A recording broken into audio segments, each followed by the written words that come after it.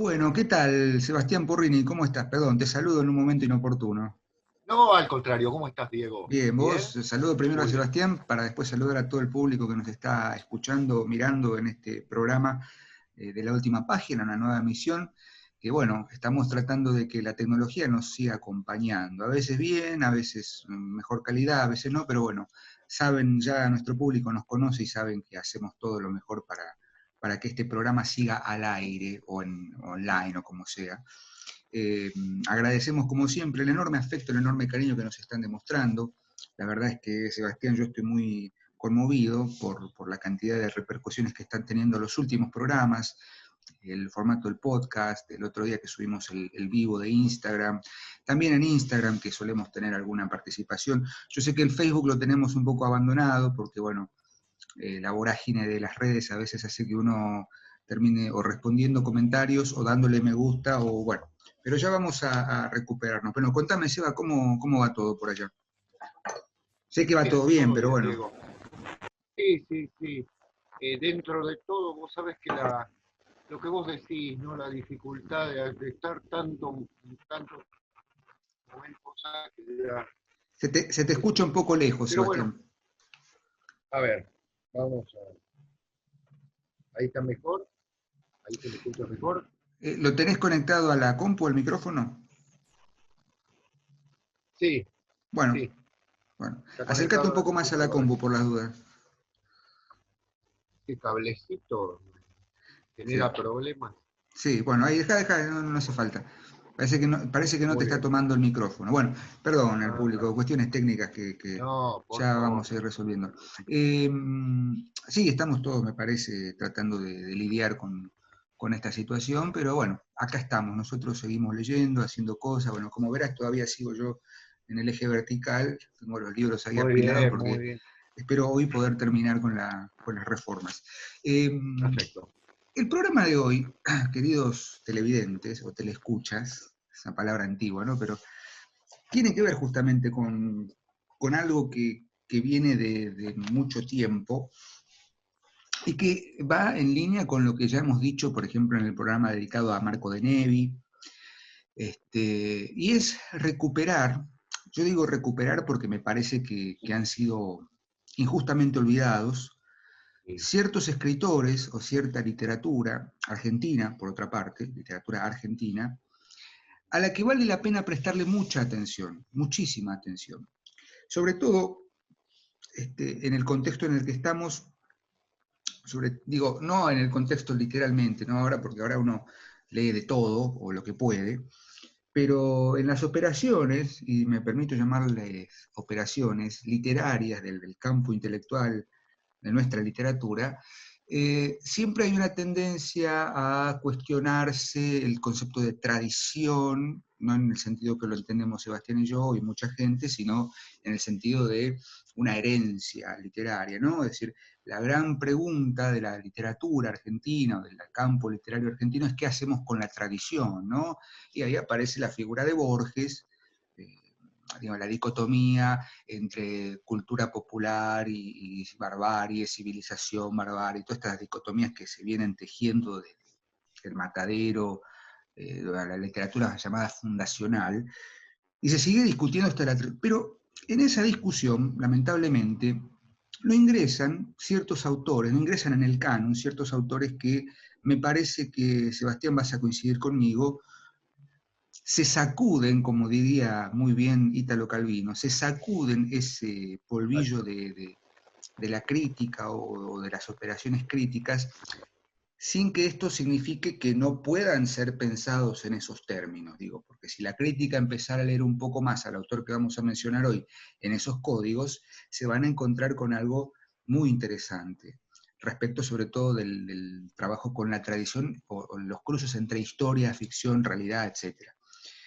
Pero digo, hecha esta introducción, me parece que nuestra función, o una de nuestras funciones es, Sebastián, recuperar o poner sobre la mesa, focalizar la idea de que se lean ciertos escritores o cierta literatura que no está perteneciendo al tan llamado canon de la literatura argentina, o que si No, claro. pertenecieron en algún momento fueron corridos, Y bueno, quizás ellos ni siquiera necesiten que nosotros los revitalicemos, pero sí nosotros necesitamos compartirlo, porque es parte de la esencia de nuestro programa. Entonces, guiados por esta línea o por este principio, hoy vamos a hablar de un escritor bueno, yo conocí gracias a Sebastián, lo conocía de nombre, pero no había leído nada de él, y Sebastián me hizo un comentario, yo le pedí que me recomendara un libro, bueno, y empecé a leerlo y quedé absolutamente fascinado, y que es Abel Pose, el escritor Abel Pose, argentino, que vive todavía, por suerte, digo, Sí, sí. digo, es una obra viva. ¿Y qué podemos decir de Abel Pose, Sebastián? A ver, un hombre, yo voy a decir que es un ciudadano del mundo, no solamente por su Sí, función diplomática. Voy a dejar de lado, me permito hacerlo y tomar una postura, vamos a dejar de lado todas las cuestiones políticas, digamos, las ideas políticas, porque, bueno, si quieren nos ponemos a discutir el debate eterno entre el escritor y política, convicciones políticas. Hemos llegado, o sea, si no entendimos eso con Borges, creo que no entendimos nada, ¿no? Es decir, hay que saber separar a veces, porque el problema está, me parece, que cuando el escritor hace de sus ideas políticas un arma demasiado peligrosa. Yo creo que Pose no lo hizo en ese sentido, ¿no? Obviamente, al ser un ciudadano del mundo, sus ideas políticas van a ir a contramano del peronismo, por ejemplo, ¿no? Entonces ya ahí tenemos una idea de que siempre, o por lo menos va a ser observado como un escritor antiperonista, un escritor, bueno, en fin, no quiero abundar en esto. Eh, pero contame un poco, Seba, vos qué idea tenés de Pose, que lo conoces mucho mejor. bueno, en principio vos sabés que él, como profesión, es diplomático. Sí, Ya está retirado, por supuesto, pero ha sido cónsul y embajador de la República Argentina en muchos lugares muy importantes. Ha sido cónsul en Venecia, embajador en Praga, ha trabajado en distintos países incluso de América, y mucho de ello se ve reflejado en su literatura porque, digamos, ese contexto en el cual se movía, en el cual se mueve, digamos, lo impregnó de alguna manera, ¿no? Su último libro, que se llama Vivir Venecia, es ni más ni menos que la experiencia ficcionalizada de su cargo de cónsul y el encuentro, por ejemplo, nada menos que con Borges, con Andy Warhol, con, con Manuel Escorza, ¿no es cierto?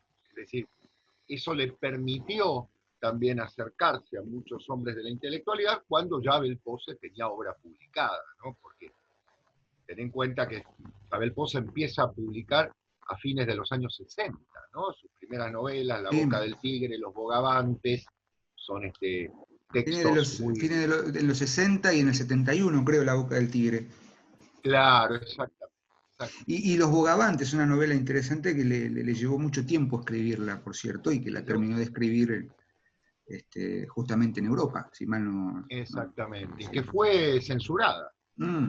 Tuvo todo un episodio, digamos, si se quiere, extraliterario, ¿no? Pero aparte, bueno, vos sabés que él ha ordenado sus novelas de alguna manera por ciclos, ¿no? Vos hablabas del ciclo hispánico, digamos, o mejor dicho, el ciclo precolombino, si se quiere, y colombino, mejor dicho, que son Sí, sus tres grandes novelas. sobre todo Colombino. Colombino, claro. Y después lo que es el ciclo que él ha llamado el ciclo nazi, del cual vamos a hablar, sus dos grandes novelas, Demonios Ocultos y El Viajero de Agartha, y después el propio, lo que serían las novelas argentinas, ¿no? Entre las que hay una, yo diría, bueno, una, empiezo a recordarlas y la verdad que digo todas, ¿no? Entre las que está La Pasión según Eva, es una gran novela sobre el personaje de Evita Perón, una novela exquisita, coral, de una delicadeza increíble, sobre este personaje mítico de la historia argentina. Y por ejemplo, Un inquietante día de la vida, que es una novela en la que toma como personaje a un, digamos así, a un miembro de la oligarquía tucumana de fines del siglo XIX que viaja a Europa, está enfermo de tuberculosis y viaja como una forma de despedida hasta que va detrás de los pasos de Arthur Rimbaud, ¿no? Es decir, claro, hay toda una búsqueda profunda del ser. Vos sabés, Diego, que yo creo que las novelas de Poe, me adelanto y No, te no, dejo que desarrolles. esto es de esa fea. Ah, bien. Eh, las novelas de Abel Poe, no sé si lo has notado, en todas, hay un personaje que sale en busca de algo. Sí, exactamente. Bueno, de hecho, claro, uno podría decir que El largo atardecer del caminante, Los ¿Qué perros del título? paraíso, Ese título me parece hermoso. Largo atardecer claro, del caminante. es, Sí. es posiblemente una de las grandes novelas. Yo después la voy a nombrar en algún sentido, algunos fragmentos. Tiene frases preciosas. Creo que hay perdón, dos cosas para resaltar en las novelas de Poe. Uno es la salida del personaje en busca de algo.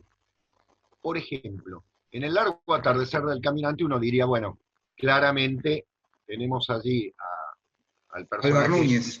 claro, al personaje histórico, ¿no? De Álvar Núñez Cabeza de Vaca, que viniendo de España sale en busca de una tierra nueva, digamos, y de un mundo nuevo, porque con escenas maravillosas. Vos sabés que este caminante realmente, Álvar Núñez, no solo recorrió aquí la zona de los guaraníes, digamos, descubriendo las cataratas del Iguazú para los europeos, sino que también recorrió toda la zona del Golfo de México. Por lo Sí, tanto, estuvo en contacto con los aborígenes Sioux, ¿no? De todos los aborígenes de América y hasta en La América toda.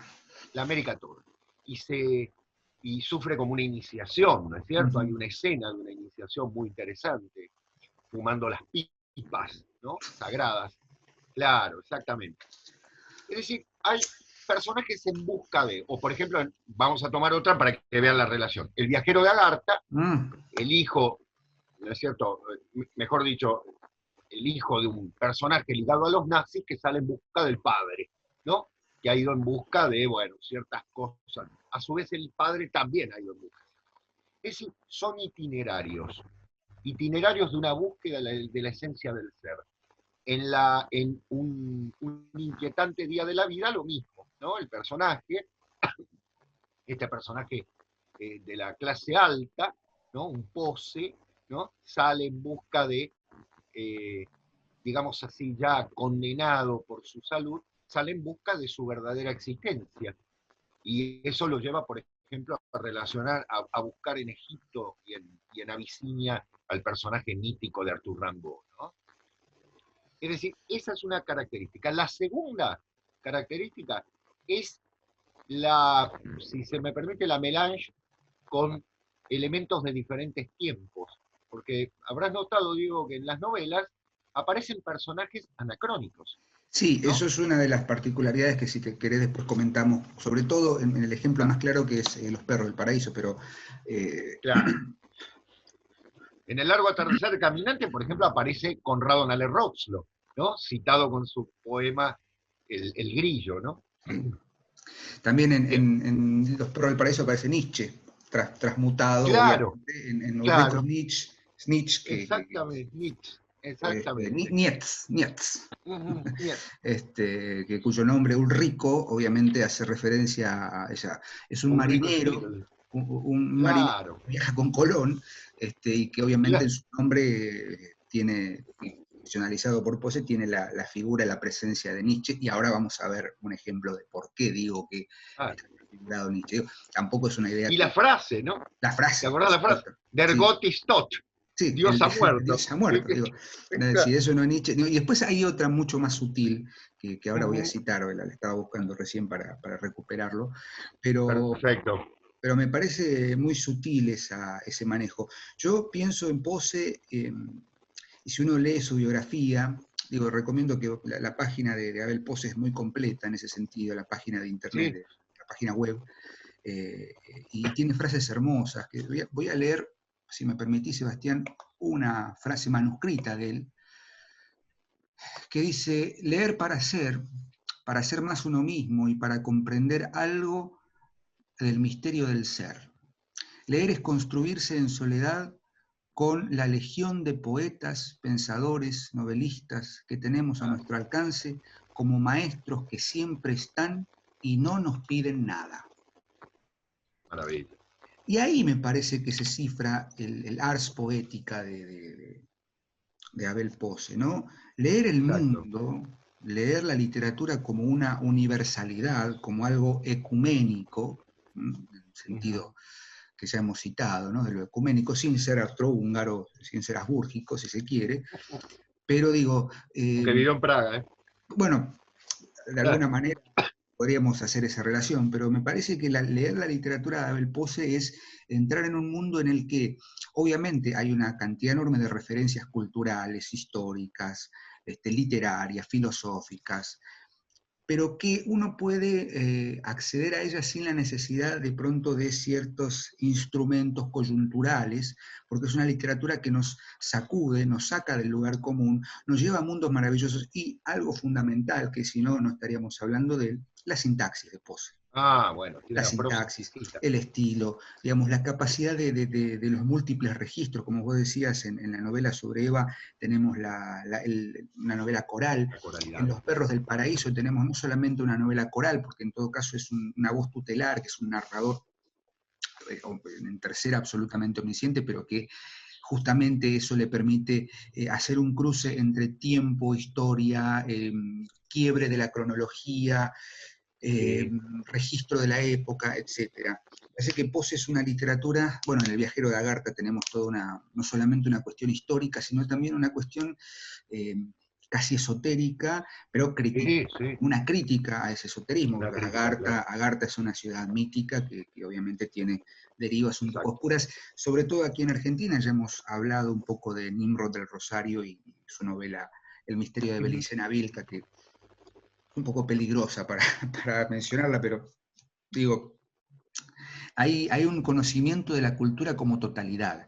Y hay no solamente, y no es, ojo, no es Pose un escritor que se convierta en un erudito en el que si uno no conoce se queda por fuera, porque tranquilamente uno o sea, yo por lo menos me he divertido muchísimo en la Sí, lectura, por el estilo sí, barroco que puede reproducir en su novela, por sí, la calidad de sus referencias, pero sobre todo por este cruce que me parece interesante, anacrónico, esta ruptura del tiempo, para entender que en el tiempo todo fluye en un punto de encuentro entre estados o entre momentos que son como explosiones que son importantes señor. poner en juego en la literatura.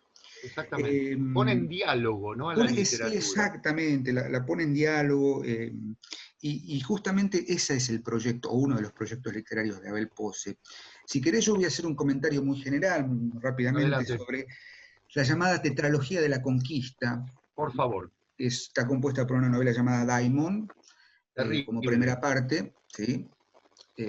Luego tenemos Los Cuyo perros del personaje es Lope de Aguirre, Lope Aguirre, bueno, uno de los locos más grandes de la conquista. casi mítico también, ¿no? Que se ha Sí, convertido en una sí, figura sí. casi mítica. Los perros del paraíso, en segunda medida, 1983, Con centrada Colón. en una historia triangular, la historia de Christoph Columbus, que a veces lo pone Ujú. con K, a veces la cuestión casi, no sé, todo este mito que hay detrás de Colón, de si era un cripto católico, si era judío, si era, Claro. bueno, cuál es el proyecto real de emprender su proyecto hacia la búsqueda de las Indias, qué va a buscar a las Indias y qué se, bueno, en fin, toda la historia que hay en torno de Colón, por un lado, los reyes católicos, el ascenso de los reyes católicos, Fernando e Isabel, y por otro lado, en tercer lugar, la geografía propia de la América precolombina o Claro. en el interín de la conquista, y qué es lo que ve o qué es lo que construye Pose en ese mundo que, según la historia oficial, era un mundo ignoto, era la tierra incógnita, cuando en realidad lo que Poe se propone es que no eran tan ignotos y tan incógnitos como se pretende, sino que en todo caso estaban a la misma altura que los llamados conquistadores europeos. Hay una escena en la novela que es divertidísima, en la que se junta un sacerdote, se juntan en el Cali de Tenochtitlán, creo, o en el Teoticali, no me acuerdo dónde, se juntan a pensar, y si conquistamos la tierra de los pálidos, le dice en un momento uno de los sacerdotes, porque hemos visto, nuestros globos han circundado, han llegado a Düsseldorf, ¿no? Dice en un momento literalmente. Eso, Poe lo que pone en juego ahí, o pone en diálogo, en discusión, es hasta qué punto la historia oficial, tal como la conocemos, es verídica. Digo, la historia, Claro. me voy a meter en camisa de once varas porque seguro los profes y los especialistas en historia, historiografía me van a cortar la cabeza, pero bueno, es de todos conocida la discusión eterna de entre historia, Literatura. ficción, suceso, relato. Digo, la historia siempre se narra o está narrada desde quien ha ganado algún terreno en ciertas operaciones culturales e históricas, valga la redundancia. Entonces lo que nosotros tenemos es un registro de la historia oficial, cuando si nosotros pensáramos los hechos tal como sucedieron, habría variantes muy interesantes. Digo, lo que se construye como América precolombina o la América salvaje, la tierra de los indios, mal dichos indios, porque se les llama indio ya que lo que se buscaba era justamente la India, ¿no? Iba a las Indias Colón, pero son los aborígenes, tenían una sabiduría y sobre todo una relación con lo trascendente que era mucho más avanzada que la Europa del siglo XV, que es la que Muchos llega aspectos, hasta, sí, claro. digo, muchos aspectos, no solamente en cuanto al pensamiento, sino a la idea y a la visión de trascendencia. Digo, cuando en Europa Sin duda. se estaban cuestionando, ¿no? Estaban pasando de la Edad Media a la Edad Moderna, digamos, del Renacimiento, etcétera, etcétera. Acá en América había pensamientos y sistemas de pensamiento trascendente que eran mucho más avanzados, muy cercanos, por supuesto, como siempre decimos, a la herencia de la milenaria, de la Asia milenaria, ¿no? De los principios Exactamente. de las cosmogonías asiáticas. Hay un manejo, digamos, las mitologías precolombinas son muy interesantes en ese sentido. Esa sería la segunda novela, Los Perros del Paraíso, y Eterna, me olvidé el nombre, me parece un título hermoso, pero me olvido el nombre siempre. La tercera novela es El largo atardecer. Largo Atardecer, Eterno Atardecer, El Largo Atardecer del Caminante, que sería la tercera novela. Y bueno, El largo atardecer del caminante. figura una novela que todavía no está escrita o que está en proceso, que es Los Heraldos Negros. Y ahí, bueno, uno dice, Los heraldos negros. ojalá que Poe se ponga las pilas y la termine en algún momento, porque sería muy Exactamente. interesante ver cómo cierra esa tetralogía, y por qué Claro. justamente Los Heraldos Negros, y ahí teléfono para nuestros queridos y queridísimos suscriptores peruanos, Claro. que con mucho afecto nos acompañan todas las semanas. César Vallejo, ¿no? Obviamente, está ahí Claro. presente en Los Heraldos Negros. Pero yo quiero decir algo muy sucinto sobre Los Perros del Paraíso, que es la novela acá, que en realidad esta novela es un préstamo, que en algún momento va a volver a su dueño, Porrini. No hay problema. Como les decía, es una historia que está narrada en 3 líneas, cronológicamente, acronológicamente, y me parece en un punto intermedio. Por un lado tenemos toda la historia en torno del proyecto de Colón, ¿no? Y todo lo que figura en torno de él. Por otro lado tenemos las intrigas y los intríngulis entre Fernando e Isabel la Católica, ¿no? la ascensión, pero lo más interesante es cómo se construye una inversión de la historia. Es decir, la historia contada, pero de manera inversa, desde otro punto de vista, digamos, la historia dislocada, la historia que se corre del lugar común. Y por supuesto eso está marcado por los cruces y los anacronismos y las ideas de que puede haber intervención de pensamientos muy posteriores en una historia que se piensa anterior. Digo, ¿qué pasaría si nosotros viéramos la historia de la conquista con los ojos, por ejemplo, de la filosofía de Nietzsche? Claro. Y Exacto. cito un fragmento, que es muy, no estoy citando, no voy a contar el final, obviamente, porque ya me han retado. En la que sente Ulrico Nietzsche llegó al Visco di Olivella buscando una fuente para renovar el agua de su cantimplora. Desertor de guerras perdidas por entusiastas conductores, fatigado de las desdichas del pensamiento abstracto y de sus peligrosos abismos, amenazado por las razones teológicas y las tiranías del monoteísmo, judeocristiano con sus bandas de predicadores armados, vagabundeando siempre hacia el sur, había alcanzado por fin las tierras soleadas donde florece el limonero. Ansiaba echarse entre las viñas, poder robar peras, dormirse en las ruinas de una antigüedad donde su sombra habríase vivificado en danzas, siestas de faunos, pero en cuerpos de Apolos.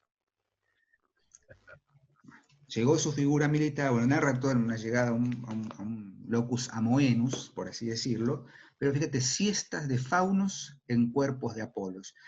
Ese sintagma ya es muestra suficiente de que hay en la esencia de Schmitt lo apolíneo y lo dionisíaco, siestas de faunos en cuerpos de Apolo. No o sea, no es necesario hacer un tratado filosófico o escribir una alegoría. O sea, toma un personaje que tranquilamente puede ser un marinero, Colón, que por otra parte tiene nombre alemán y apellido alemán. Ahí tenemos el sincretismo, digamos, de las, voy a decir una palabra, de las etnias, para no usar otra palabra, que se configuran o se confluyen en ese espacio que es el paraíso perdido, para, digamos, haciendo ya un excurso un poco más elaborado, ¿qué es esa tierra incógnita o esa tierra que va a ser conquistada? Es un paraíso que se ha perdido. Ahí hay algo, van a encontrarse con algo, y sobre todo con la, digamos, hay una escena que es casi iniciática, que sucede justamente entre los líderes aborígenes, que son casi una especie de sociedad iniciática e iniciada en misterios que obviamente la cultura transmarina europea de los hombres barbados, como lo llama ahí, no va a comprender, y por eso necesitan destruirla. Imaginemos lo que les habrá sucedido a los españoles y europeos que llegaron aquí a América cuando vieron de pronto Tenochtitlán, o cuando vieron, por ejemplo, Machu Picchu, ¿no? Las ruinas que hoy conocemos de Machu Picchu. Digo, esa mirada, si no es un contacto con algo trascendente y que va más allá de lo que estos conquistadores podían entender, no sé qué sería si no. Digo, me parece que Poe puede lograr en Los perros del paraíso y en muchas de sus obras hacer un cruce que nos obligue y que nos, digamos, conmine a entender la relación entre historia, relato y literatura de una manera mucho más profunda y mucho más efectiva que quedarse con la narración de la historia como relato, qué sé yo, qué sé cuánto. Hay una operación con el discurso literario que cuestiona el discurso histórico y que nos pone en la obligación de repensarnos en esas coordenadas. Por eso Abel Posse me parece que es un escritor que no está en el canon, porque no está pensando en operaciones literarias. Es más que la redundancia, ¿no? Muy bien, hoy me ganó usted con el juego de palabras y los apellidos. Digo, me parece que Posse no está pensando solamente en la microfísica del poder, ¿no? En los aparatos represivos del Estado y todas esas cosa que le gusta, ¿viste? A muchos críticos de la actualidad, y que piensan que la literatura se empezó a escribir en la década del 60, ¿no? Hoy me levanté un poco beligerante, perdón. Digo, Abel Posse es un escritor que va mucho más allá, y por momentos, ¿sabes a quién me hace acordar en ese estilo y en esa verborragia a veces casi barroca? A Alejo Carpentier, otro que tiene un gran, ya lo hemos dicho infinidad de veces en nuestro programa dedicado a él, y por momentos me hizo acordar algunos pasajes del Entenado de Juan José Saer. Cuando vos dijiste, mencionaste Daimon, y mencionaste sobre todo a Cabeza de Vaca, y el largo atardecer, esa suerte de inicio, claro, el largo atardecer, me acordé obviamente de la escena central de la orgía en el Entenado, que me parece que es casi también, es una novela, una de las pocas novelas de Saer que también nos corre del lugar, del universo, digamos, de Santa Fe, de Serodino y demás, y nos ubica en una historia que, vista desde los ojos del conquistador. En Los perros del paraíso tenemos la historia vista no solamente de los ojos del conquistador, sino de los supuestos conquistados, que en realidad son los que terminan conquistando. No sé si me Por explico. supuesto, por supuesto. Hecho que se confirma, Diego, con la tercera parte, ¿no? Con el Sí, largo atardecer. Que, mira, yo estaba pensando mientras vos analizabas Los perros del paraíso, hay una característica de Posse que es relacionar con la literatura sin nombrar directamente, ¿no? Vos dijiste recién La siesta del fauno, y ahí aparece Mallarmé, claramente, ¿no? La siesta del fauno es uno de sus grandes poemas. Y Posse demuestra, por eso te decía, no está en pose, ¿no? Demuestra esa literatura que lo ha formado, que lo ha influido, con la presencia de los nombres de personajes que parecen convivir, ¿no? Pasa con el caso de Nalé Roxlo, que aparece en El largo atardecer. Hay otro personaje del largo atardecer que se llama Bradomín, que es nada menos que el personaje de las 4 novelas, las 4 sonatas que escribiera don Ramón del Valle Inclán. Y hay un personaje que lo hace hablar, te aclaro, Diego, que en la novela, vos ya has leído El largo atardecer, aparecen citas a Borges y a Mujica Lainez de manera jugando con el estilo, ¿no? los ha Pero conocido. hay una frase que yo anoté, la tengo anotada aparte de la novela, que es lo siguiente, mirá qué lindo, porque esto lo hemos hablado muchas veces nosotros en relación con cosas que pensamos. Todo termina en un libro o en un olvido. Es Todo decir, todo termina en un libro o en un olvido. No te olvides que Cabeza de Vaca, el personaje central, escribió 2 libros, ¿cierto? Los famosos Naufragios, ¿sí? Y el otro que ahora no me viene a la mente, el Naufragio sí tiene, bueno, segundo libro. Es decir, si no se escribe, parece ser, no solo aparece el olvido en tanto algo que no pasa, sino que no queda en la historia. Lo que no está escrito no es historia. Con lo cual, Abel Posse nos permite ese juego que es de alguna manera ese juego muy serio, que es incorporar a escritores de todos los tiempos, como Nietzsche, como Borges, como Ramón del Valle Inclán, como eh, Mallarmé, o como Nalé Roxlo, confundidos en distintos tiempos, son de alguna manera lo que siempre decimos de los autores, están más allá del tiempo. Entonces perfectamente pueden estar dialogando en ese carácter fantástico de la novela, sin que la novela entre en lo fantástico en sí, ¿no? Porque tiene una estructura bastante realista, vale a decirlo, toda su historia. Y en El largo atardecer, si vos lo recordás, hay, creo yo, 2 momentos interesantísimos que me parecen interesantes, perdón por la repetición, me parece necesario remarcar, que son justamente lo que vos nombrabas recién, la iniciación. También está en los aborígenes del norte, la iniciación, lo decíamos con las calumet, con las pispas, ¿no? Y en segundo lugar, con el personaje femenino. Los personajes femeninos de Abel Posse tienen una profundidad de visión que las lleva más allá. Es el caso de Lucía o Lucinda, ¿no? Como se llama en esta novela, que en el fondo, ¿qué es? Es una judía conversa.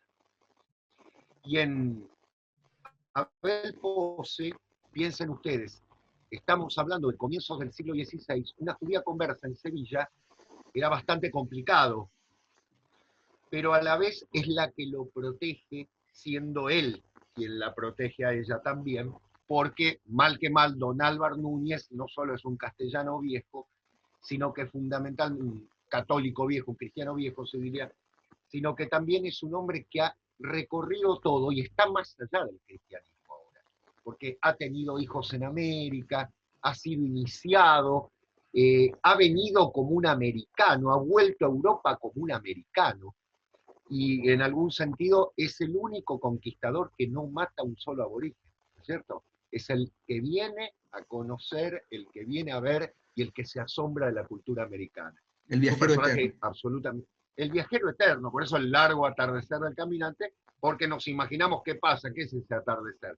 Álvar Núñez está viejo, está grande, está viviendo con Lucinda y toda la recupera. Ahora tiene que hacer, ¿qué? Un libro, ¿no es cierto?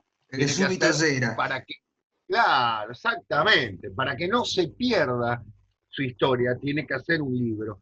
Y tiene que hacer un libro porque justamente los españoles están escapando, y mirá la conexión con la que vos hacías, de sus propios demonios. Es decir, los perros del paraíso son los perros que lanzaron para matar a los aborígenes, ¿no? Para usarlos como perros así, pero también el juego, los dominicani, los perros de Dios, los Claro, dominicanos, que fueron los dominicos, que fueron los que vinieron exactamente. con la Eh, conquista.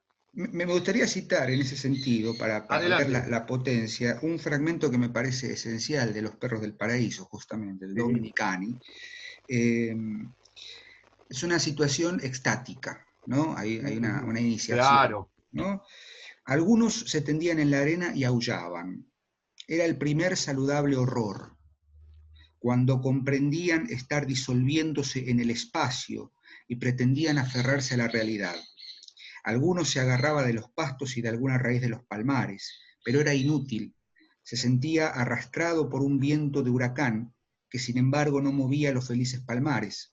Se disolvían, por eso aullaban. Visitaban la casa del no ser, de la cual nadie debería olvidarse durante su corta estadía en el ser. Porque aunque ser y no ser son el ser, el humano, dotado de dolorosa razón, termina en la jactancia de su efímera encarnadura, hecho definitivo, sí, pero insustancial e intrascendente. Pobres jóvenes, comentó la bella Anacaona, la princesa, sufren. El tecutli de Tlatelolco, ocasional visitante de las islas, contemplaba también aquel viaje contemplaba también aquel viaje hacia la totalidad de toda una generación de jóvenes. A mí me impactó esta frase, o esta cita, viaje abierto hacia la totalidad. La totalidad. Si uno dice, che, pero los mal llamados indígenas o los pueblos originarios, vistos desde una mirada casi heideggeriana o metafísica moderna, me parece y ahí viene algo que es fascinante en Posse, las categorías o los momentos que están registrados en la historia oficial, están registrados porque fueron escritos en ese Claro, momento. Digo, pues si Heidegger no hubiese escrito Ser y Tiempo, digamos, toda la metafísica del siglo XX no sería la que es, qué sé yo, pero antes de Heidegger hubo metafísica. Uno podría hacer la crítica, no, pero Posse está leyendo a esas iniciaciones desde Heidegger.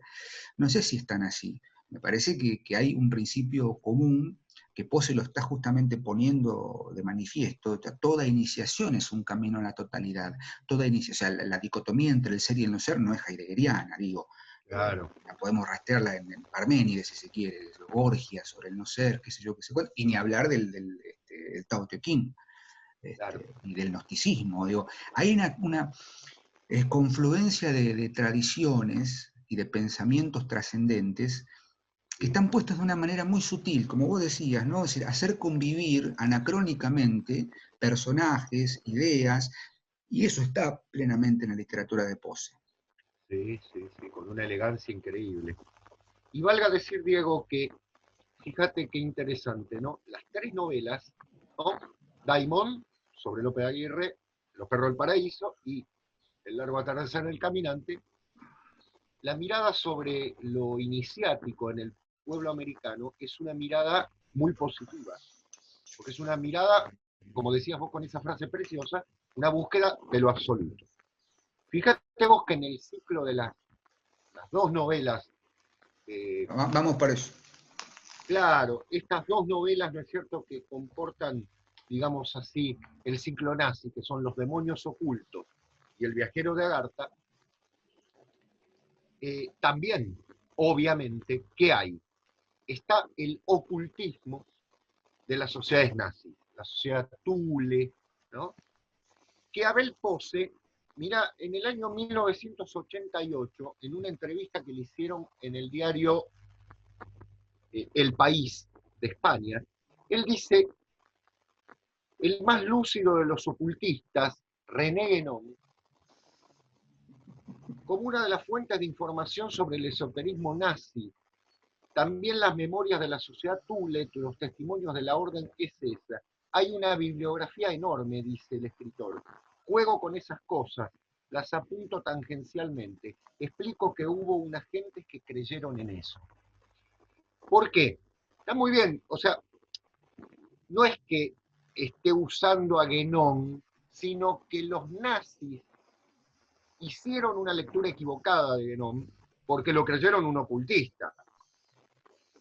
Cosa que Posse, sin lugar a dudas, no sé, habría que preguntárselo a él, pero se me ocurre que debe haber tomado de un libro que en los años 60 fue clave, que es El retorno de los brujos, de Powell y Bergier, en el que se dice que de alguna manera el nazismo es las divisiones Panzer más la ideología, entre comillas, de René Guénon. Muy típico de esa época, ¿no? O sea, se hizo un pastiche de las ideas de Guénon con otras cosas y se las confundió. No de Julius Evola, sino de Guénon. Ahora, ¿qué hace el gran Abel Posse? En vez de poner los campos de concentración, las torturas, todas las vejaciones que los nazis llevaron adelante como una manera de su horror ideológico en sí, Abel Posse dice, a mí eso me parece que ya es subrayar lo que ya está subrayado, ¿no? Todos ya sabemos lo que fue ese horror, sino más bien ver ciertas raíces ocultas del nazismo, que en las dos novelas, Los demonios ocultos, fíjate el título, ¿no? Los demonios ocultos, y El viajero de El Agartha. viajero de Agartha, se convierte en un tema muy clásico, que es la búsqueda de un hijo, que es la búsqueda, perdón, de un padre por un hijo. ¿Sí? El hijo sale a buscar al padre. ¿Qué ha sido el padre? Ha sido el viajero de Agartha. Ha sido el que ha ido a buscar esa tierra, digamos así, iniciática, esotérica, oculta, ¿no? Que, fíjate vos, está en el Tíbet, pero que está, lo dice Abel Posse también, está en Sudamérica, en la Patagonia. Es un tema que ha sido muy tratado por cierta literatura ocultista, y no solo por cierta literatura, por ciertos grupos, ¿no es cierto? Muy peligroso. Muy peligrosos y ligados al nazismo, ¿no? Las dos novelas, valga decirlo, también vuelven a ser un ejercicio de la intromisión anacrónica de distintos tiempos, pero con un tema muchísimo más ligado a estos elementos de lo oculto, a esta supuesta visión esotérica del nazismo, que desde, ya te digo, desde la mirada del retorno de los brujos, pudo hacerse creer a cierta generación que estaba ligado al verdadero esoterismo, cosa que sabemos que no es cierta, ¿no?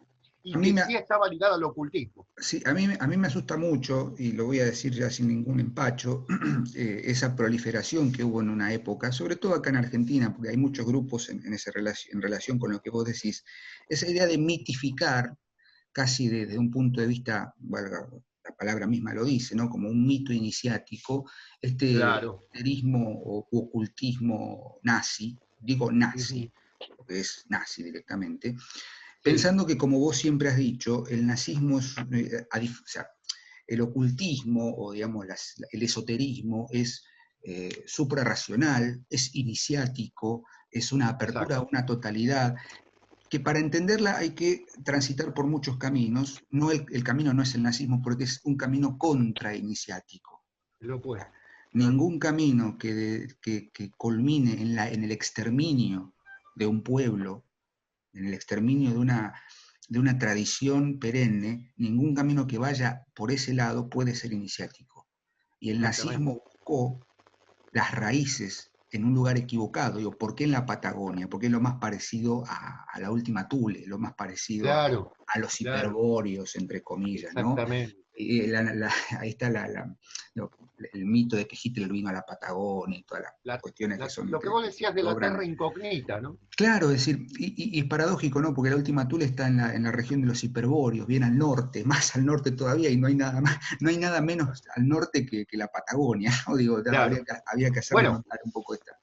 Pero fíjate, Diego, que forma parte también de esa inversión de valores. Claro, totalmente. La contrainiciación es la inversión de valores. Encontrar el norte en el sur, por así decirlo. Claro, exactamente. Es mucho más potente el viajero de Agartha que el misterio de Belicena Vilke. No, por supuesto. Vilca, perdón. Aparte, la literatura de Posse es exquisita, ¿no? Como sí, la otra es un compendio de pastiche de esoterismos y de una mitología, qué sé yo, Nabután y todo esto.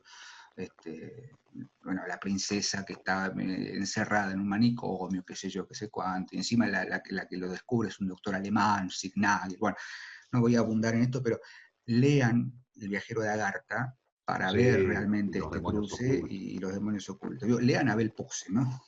Totalmente. Diego, y para terminar por mi parte, no quiero dejar de citar las otras dos novelas en las que Posse trabaja con tema argentino. Dale. Dos grandes mitos de la historia argentina, digamos. Uno es La Pasión según Eva, que ya hemos dicho algo, es una novela coral de una exquisitez increíble, está tratado el personaje de Eva con una delicadeza impresionante. Y el otro es el gran mito argentino que en realidad se desarrolla en el exterior, que es el Che, ¿no es cierto? Ernesto Guevara de la Serna, que lo desarrolla en su novela Los cuadernos de Praga. Vos sabés que Posse fue embajador en Praga y también fue embajador, valga decirlo, en Lima, en Perú, para nuestros amigos peruanos. Bueno, por eso su novela Los Heraldos Negros la estamos esperando. Y en Praga, el Che, que estuvo un tiempo entre el año 64, 66 más o menos, previo a su ida a Bolivia, ¿no? A su campaña en Bolivia, allí el Che, de incógnito, escribe unos cuadernos. Y Abel Posse ficcionaliza esto, basándose en ese hecho histórico, con la misma delicadeza con la cual trata a Eva, ¿no? O sea, esos mitos que la historia argentina ha construido de manera genial, trasladándolos al exterior, ¿no es cierto? Con toda una base, con todo un fundamento del elemento de la juventud, ¿no? Pensemos que Eva Perón muere a los 33 años, el Che muere a los 38, 39, en plena fusión, no se tienen que quemar vivos, son eso. Y la tercera toma un personaje de la oligarquía, ¿no? Estamos hablando nada menos que de un inquietante día de la vida, que también es un joven, ¿no? Enfermo de tuberculosis, que viaja a Europa y sale a buscar ese mito de la poesía que es Arthur Rimbaud. Un poco para cerrar, ¿no? Yo te voy a decir una cosa muy, muy particular, muy personal. Con Posse me sucede que hay, a mí me pasa, ¿no? Una enorme nostalgia. Porque es como encontrarse con lo que uno, o sea, yo lo leí ya avanzada mi formación como lector, o en proceso, digamos, lo leí hace 2 años, creo. O sea, no es que lo descubrí como vos en los primeros años de juventud. Y siempre que lo leo me lleva a un mundo, o sea, a mí me hubiese gustado escribir esto, o me hubiese gustado escribir así, ¿no? O me hubiese gustado haberlo descubierto antes, porque es una lectura que realmente se abre a la totalidad.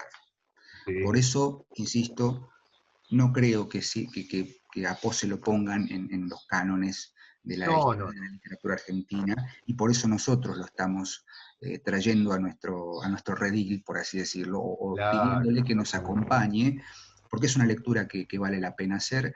Se van a encontrar con muchísima diversión en su literatura. Hay escenas de Los Perros del Paraíso que son divertidísimas, sobre todo las escenas dedicadas a Isabel y a Fernando. Claro.